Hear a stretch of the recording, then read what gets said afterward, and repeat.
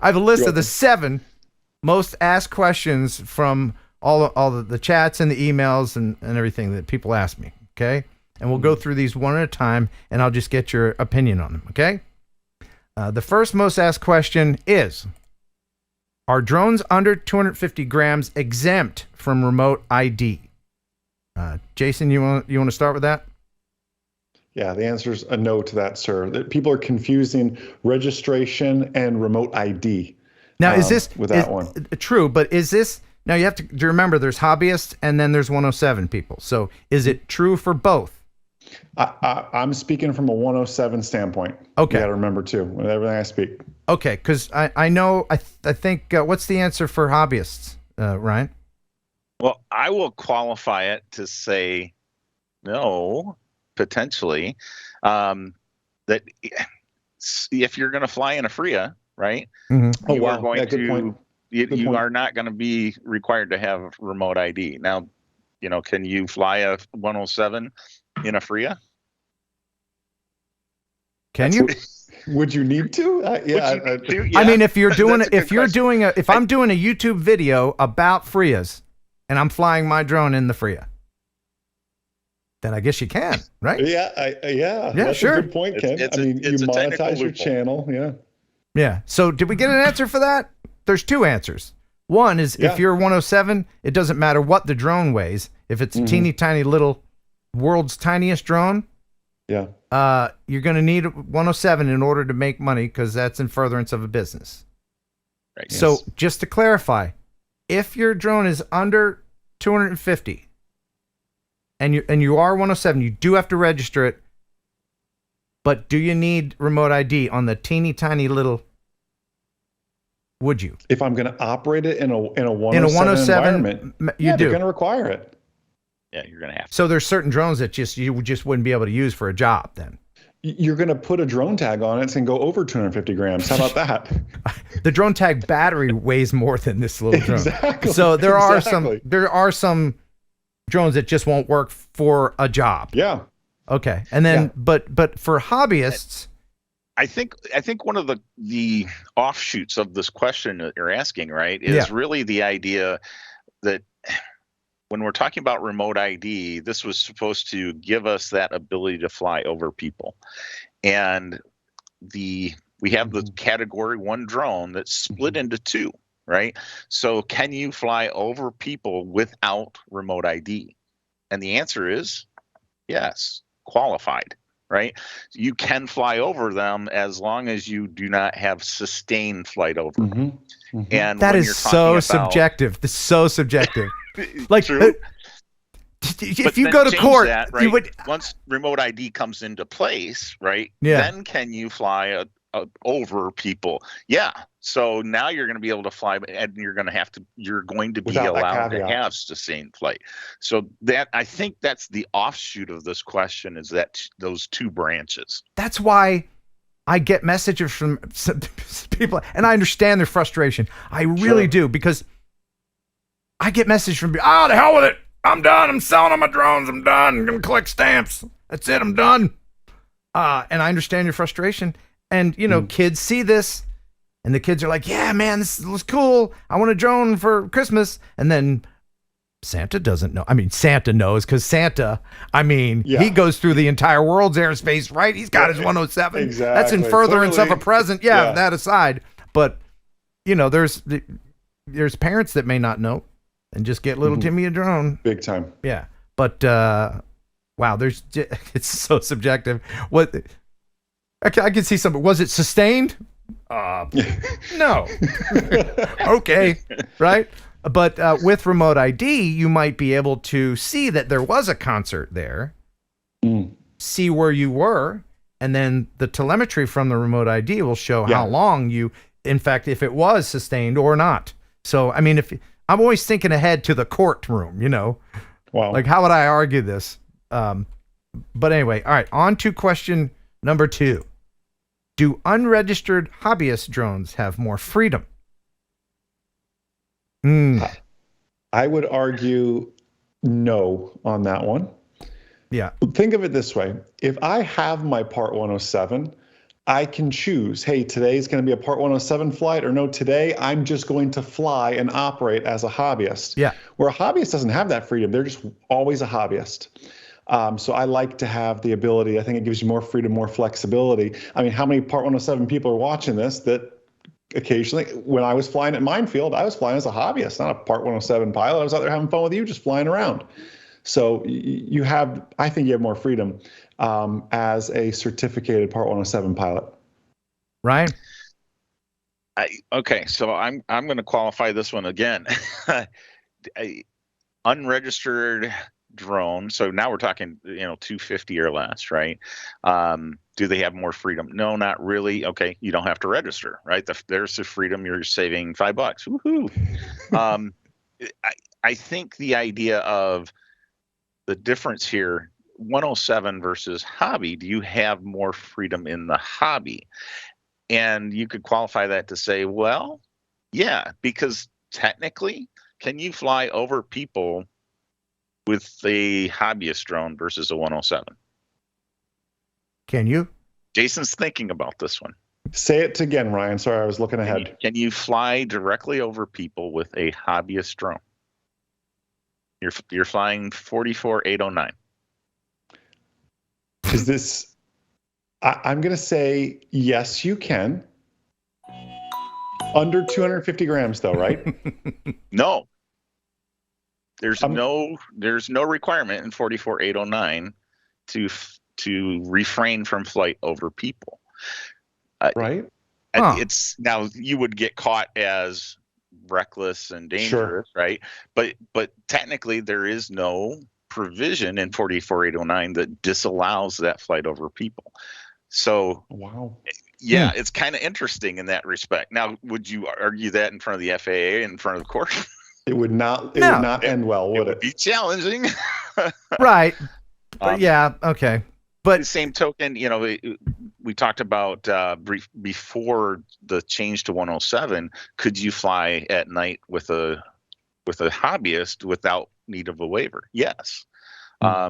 That's still the case, right? You don't need anything to fly at night as a hobbyist unless you're in controlled airspace. Then you're disallowed. Yeah. So the freedom thing is, wow. There's a lot of permutations. If the freedom you seek is to be free of the government all up in your business, then don't register and just look. I'm gonna say something, and it's true. Remote ID is for morons. Okay, it's not for us. It's not for all of the educated, all of us that are compliant and know about all this stuff. It's for the moron. And by moron, I mean little Timmy that gets a Christmas gift and doesn't know anything. He's essentially ignorant of the law. So that's what this is for. This is for the people who are just like, willy-nilly, I got a drone, whip-de-doo. Right. And the unfortunate part of that is that it puts all of us in a little bit of a danger, right? Right, because we have to carry the morons. Well, it's the idea that you can have anybody roll up on you now, right? You've got that Karen, and well, maybe that Karen is carrying, and they want to take. Oh, that's a whole other thing. Yeah. By the way, a quick correction from Ten Toes. Correct. He says, "Excuse me, Santa is not a Part 107 pilot. He's a manned pilot." Wow. He's right. Yeah. Right. I apologize. He is he is in an open cockpit of all things. All right. Now, wait a minute. You're pushing on those pronouns, right? Yes. They is a good pilot. All right. So here's the next question. How old do you have to be to fly a drone? And this is important now that Christmas time is here. There's going to be a lot of new drone pilots. And, when you first get your drone, especially if it's a decent one, people think, hey, I can start a drone business. So there's several different answers here. Jason, we'll start with you. How old do you have to be to fly a drone? There's a requirement to be 107. there's an age requirement to register, but the question is how old to fly a drone? And my perusing through the regulations doesn't show a required age to fly a drone. Now, there's certainly common sense, like parent consent, and someone should be standing by to help that child fly that drone. But the only age requirements from the FAA are to register and to be Part 107. Okay, so a small child can fly a drone as a hobbyist, no problem. Baby Ken could fly, yes. Okay. Baby Ken could even fly as a 107. That's right. If you have another you're right. A You're the PIC You had an RPIC with over you. shoulder. Yeah. Right. So if you have a 107 pilot standing next to you, much you're like the person when manipulating the controls, yeah. right, much like when you get your learner's permit for a car, if you have a licensed driver next to you, which makes sense. So that's good news. That's good So news. you can be any age, but you're right. In terms of registration, you got to be 13. Otherwise, 13. you have to have your guardian. It doesn't necessarily have to be a parent. It can be a guardian. Register that for you. Good. That's my next video. I'm going to have a toddler film with my Inspire as I stand next to Are you the guardian of somebody's toddler? No, that is a problem. no. Child services would be involved for sure. All right, let's go to the next question here. These are the top 7 questions that I get asked all the time. And I think we just covered this. How old do you need to be to get a Part 107 certificate? Again, I think it was at 16, and that's 16. Yeah, 16 for 107, 13 to register. Okay. That's like okay. Now you should 18 to vote, 21 to drink. Makes no sense, right? Right? Okay. Yeah. So go back to registration. So you need to be at least 13 to register. Who has to register the drone? Can the 13-year, because you have to be 16 to sign a contract, binding You contract. must be the owner.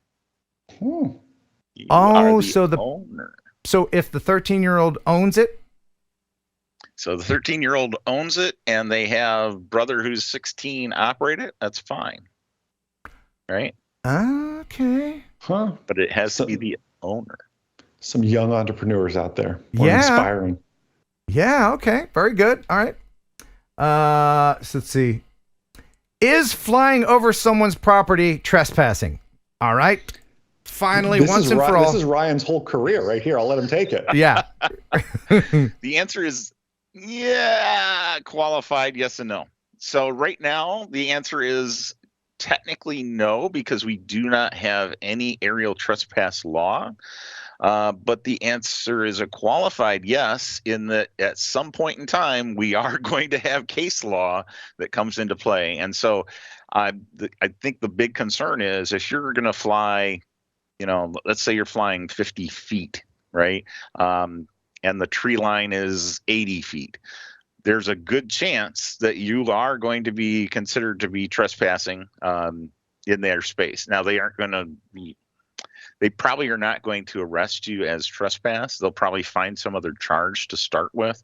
But at some point, it will be case law to say you can't fly below, a certain structure around whatever. Now you can, and I'm using this language, traverse the airspace. But if you're lingering, then you go to harassing. If you're just don't be a hovering creep, basically. over someone's house, then that's harassing. They still can't shoot you down, except if in Louisiana. If you're in Louisiana, you fly over anybody with a shotgun, you're done. But that's the only state with an exception. Even with the going at a lower altitude, let's say you are going to just transit somebody's property at 5 feet. Right. Could you consider that trespass? I think a court's going to say yes. But now when we're talking trespass, it's probably not going to be a one-time occurrence, right? So, okay, I flew there at 5 feet yesterday. Today, I'm going to plan to do it tomorrow. That's going to be trespass, and a court's going to look at that versus a one-time. Oh, I made a mistake. That's not a trespass. I think when you get into trespassing, especially in state laws, you have to have signage up, right? Mm-hmm. So now somebody's going to have to put signage all the way around their property and say, no going into my airspace below the tree line. But right now, universally, federal law, it's not trespassing. Right. Again, you might have different local or state laws, but you have the right to traverse the airspace. Sure. Just a quick addendum to this question. I think we can all agree that drones are aircraft. They are considered aircraft by the federal government. They're a registered aircraft, most definitely. So that was ruled in the FAA versus Perker case. Yeah. So the NTSB actually decided that. Yep. And so, Jason, you know, as a man pilot, that if you are having trouble with your aircraft, that you have carte blanche. If you need to land on the highway, somebody's lawn, you can do it. Does that apply to drones if you're having an emergency? It reads as I have the final authority and responsibility to basically do whatever it takes in the event of an emergency. And that applies to drones as well. Yeah, authority and responsibility. Those are two words they use. Having a problem with your drone, a bird hits your propeller, fly away, and it lands in someone's yard, they can't keep your drone. It's not their property. No, if you have a flyaway and you got to go dead sticks on or something, like you said, it drops off, goes through grandma's pool screen and into a pool or whatever, it's an unfortunate situation, but you had an emergency. Yeah. So I'll qualify that. And we've got a case right now, and I'm trying to think if it was Connecticut or New York, where an individual was flying. They ended up crashing into a tree. They were not paying attention. They crashed into the tree. The drone got hung up in the tree. The operator went to the property owner and said, "Hey, do you mind? Can I retrieve my drone?" Property owner said, "Nope, not going to allow it." Now, does the property owner have the right to say that? Absolutely, because hey, that tree, is my tree. If you try to go up there and you fall, that's on me. That's my property liability. So I can say no. Now, at the same token, right? If that person tries to come on and do it anyway, well, that's trespassing. Now you're stepping on their grounds, etc. But they need to return the property. To compel that property owner to go get it for you. There isn't, right? So now that it becomes a concern of, all right, what happens when the drone falls down from the tree and it's on the ground? It's now available for the property owner to pick up, right? At that point, it becomes conversion. It's considered their theft unless they give it back to you. This is a sticky wicket. Yeah. And I have people get their back up like, no, it's on my property, it's mine, I keep it. I hate to use that accent, but that's my go-to. So if you fly your drone and say it isn't in a tree, it falls right there at their feet, at the property owner's feet. You're on the other side of the fence. They don't have to give it back. At that point, because it's available to them, it would be conversion. I should say conversion in most states. So they would have to give it back to you. If it's on the ground, then that falls under state law then. Yes. So it'd just be like you were flying the frisbee around, throwing a frisbee or football, or you hit the baseball over the neighbor's fence into their pool. Do they have to give it back to you? That becomes the question. Now, typically with law, you have to give that property back to the police, and then they would return it to you, or you'd give it back to the owner of that property. It becomes confusing in some states. I want to say, some of the far west states, then it's on my property, it's mine. Yeah. I understand that. But the distinction between aircraft, drone, and manned aircraft is, Jason, if you have to crash land in some farmer's soybean field, he's not going to keep your Piper. He's not going to, what I mean? But it's a little bit different. I mean, the FAA is going to show up, the NTSB is going to show up and want to investigate why the plane crashed in this soybean field and whatever else. So it's a little, and I also have how many gallons of fuel and everything else. Like it's a hazard to sit out in his field. Does the NTSB investigate drone crashes? What if it's a big ag drone? Does size matter in that case? Because I don't know if the NTSB is showing up to an unmanned accident. to my They knowledge. have. They are not required to by law, and they've expressed that. You know, there have been some cases where they've come out and investigated, but they have made clear we are not required by law to do so, and we do not in the most cases. Okay, so one word answer to finally answer this question: is flying over someone's property trespassing? Yes or no, Ryan? I'm going to say no at this point. Okay. Jason, you agree? No. Okay. All right. Can I add something before we go to the next one? Of course, yes. You mentioned drones are registered, or they're U.S. aircraft. So I know we always joke about the guy in Louisiana shooting at a drone, but you would be put away for quite a long time or be seriously fined because you are shooting at a U.S. registered aircraft. So just be mindful. No different if someone shot at me in my little Cessna 172. An aircraft's an aircraft in the FAA's eyes. Ryan, has there been anybody that's gone to court for that? Unfortunately, yeah. We've had the drone shooter right down in Tennessee, who was able to get away with it. Right.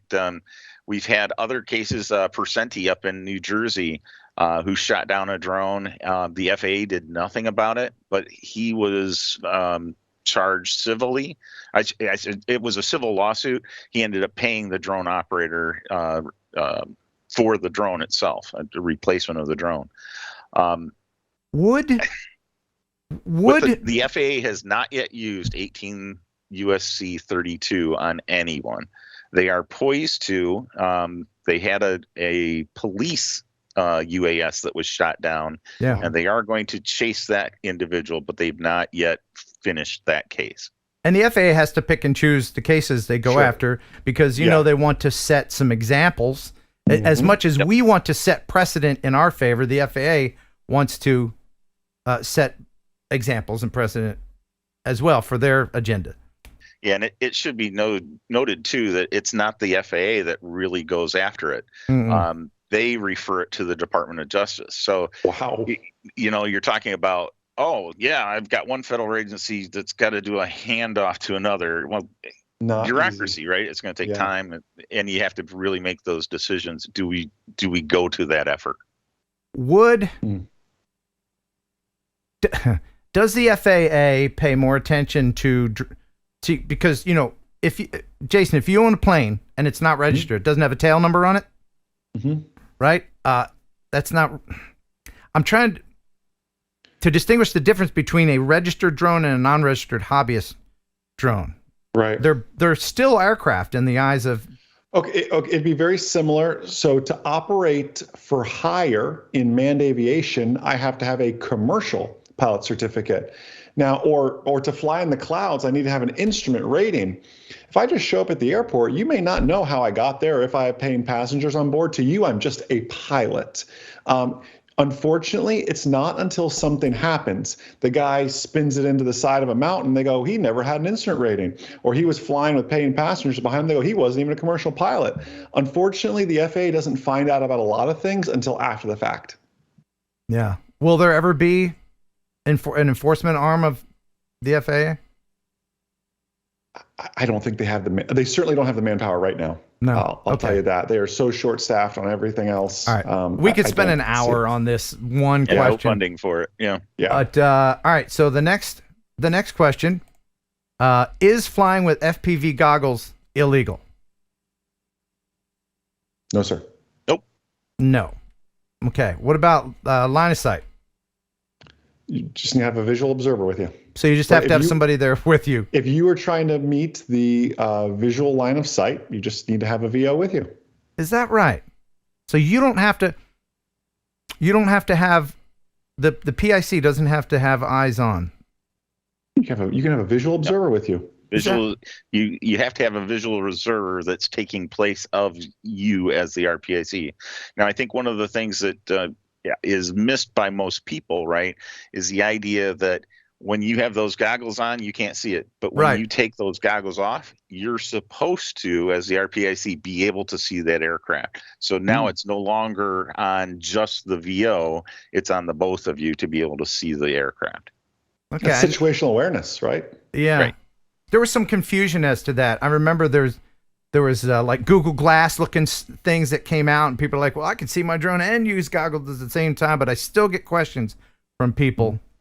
And I think, no, see, I have those. I have a set of Epson Mavario, right? It's just like these glasses. The difference is that it's got a screen that projects, so I can see what the drone is seeing, but I can still see the drone at the same time. Yeah, and if you just joined us, we're talking about laws in the United States. I think isn't FPV still illegal in like Australia or New Zealand or something? I don't know that. If Bruce is in if XJet's in there, let us know. I can't speak to that. Okay, cool. All right. And then the final question: is the drone hobby doomed, and should we give up and just collect stamps? No. Okay. Listen, I know it's frustrating. I know remote ID and registration and 107 and trust. I know it's all really frustrating. Some of it seems silly, but we are still at the very, very beginning of this as a hobby, as a career, as an industry, and we're pioneers right now. Sometimes pioneers get arrows in their backs, and we're just dealing with some of those growing pains. That's all it is right now. But I have the biggest aspirations for where this industry is going as a whole. And Ken and Ryan, y'all are just playing a small part in that big success that's coming up. So you guys are on the right track. I think it'll straighten itself out. We are, whether you realize it or not, even if you've been into drones and RC since like for 10 years. Since Air Hogs, yeah. Yeah. We're still early adopters.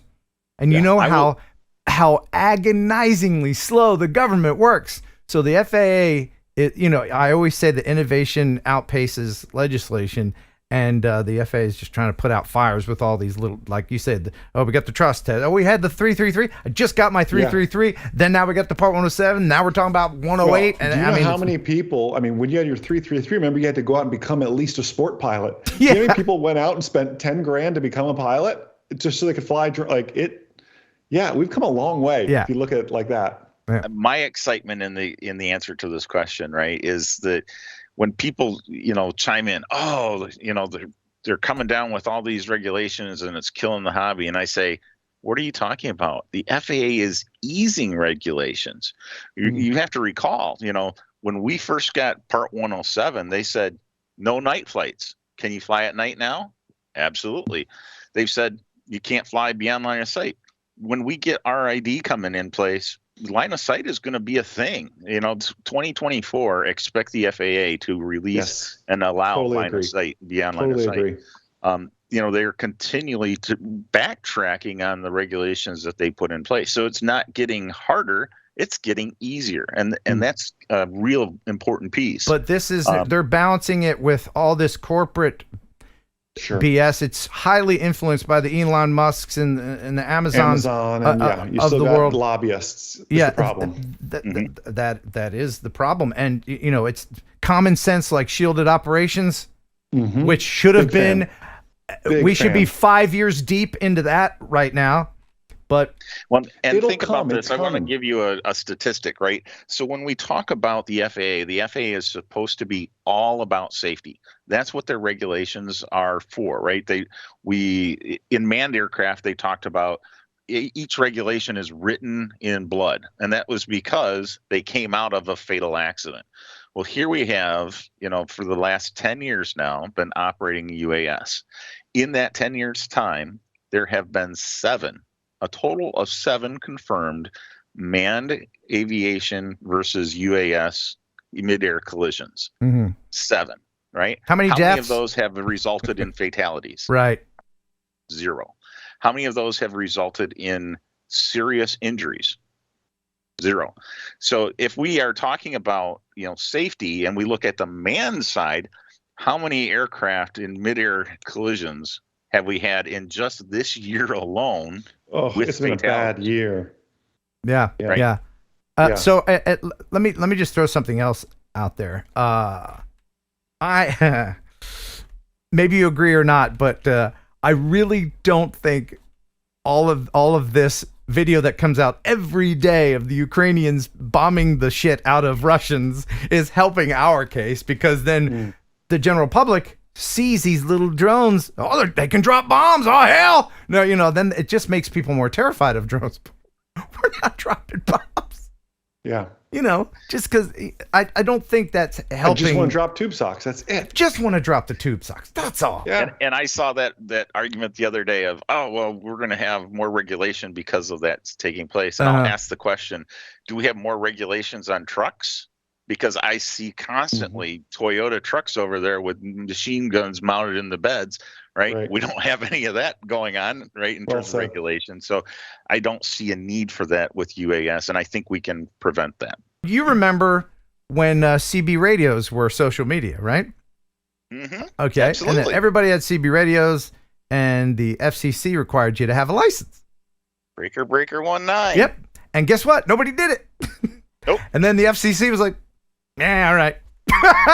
So, that's kind of what I'm hoping will happen with this. And honestly, I can see that happening when we're talking about, the current drones on the marketplace. We have, companies like DJI, they put in firmware that you can update your older drones to be able to be compliant with RID as it comes forward. Mm-hmm. But you don't have to do that. You don't have to take that firmware. In fact, some of these older drones, why would you? I wouldn't take that risk. Yeah, but as a 107 pilot, you kind of do have to keep. If it were to come to that, if you were out flying somewhere, God forbid, and here comes the drone police, which don't exist except my drone patrol. That's me. But don't worry about me. I won't get you. So there's nobody at the FAA really that's enforcing this stuff, but they do spot checks. I've heard people, especially in larger cities, I would imagine if the closer you are to an FSDO, the more likely that, Larry Smith from the FAA is going to go out and just do a cursory check during his lunch hour. But if they did come up to you and they asked you, do you have this? Do you have that? There's a chance that you might have outdated firmware. But what happens then? You get a warning. You just say, I didn't know that. That's it. Nothing's going to happen. You don't have to worry. You're not going to go to drone jail. You're just not. And we talk about that as, okay, if you're near a FSDO, right, that, hey, this could happen. If you're in a, urban environment, that could happen. But if you really think about it, we have jaywalking laws. How many people get ticketed for jaywalking? Yeah. And a lot of cities are just doing away with their jaywalking laws because it's tying up the courts.